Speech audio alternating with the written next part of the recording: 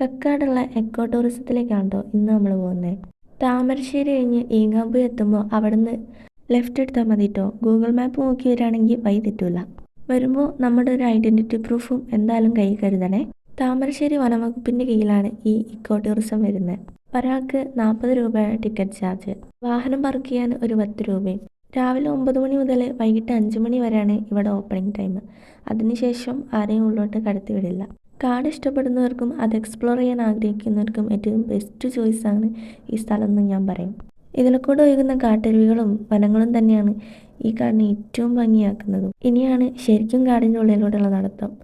ഈ ജംഗിൾ വാക്ക് എന്ന് പറയുന്ന ഈ ബോർഡ് വെച്ചിട്ട് നേരെ മുകളിലേക്ക് കയറിയാൽ ഒരു 1.5 കിലോമീറ്റർ കാടിൻ്റെ ഉള്ളിൽ കൂടെ തന്നെ നടക്കാനുണ്ടാവും. അത് കഴിഞ്ഞ് മുകളിലെത്തിയാൽ ഒരുപാട് കാഴ്ചകൾ കാണാനുണ്ട്. മഴക്കാലങ്ങളിലാണെങ്കിൽ നമുക്ക് കൂട്ടായിട്ട് അടിയും ഉണ്ടാവും കേട്ടോ. ശരിക്കും പറഞ്ഞാൽ സേവ് ദ ഡേറ്റിനും ഫോട്ടോഗ്രാഫിക്കൊക്കെ പറ്റിയ നല്ലൊരു ലൊക്കേഷനാട്ടോ ഇത്.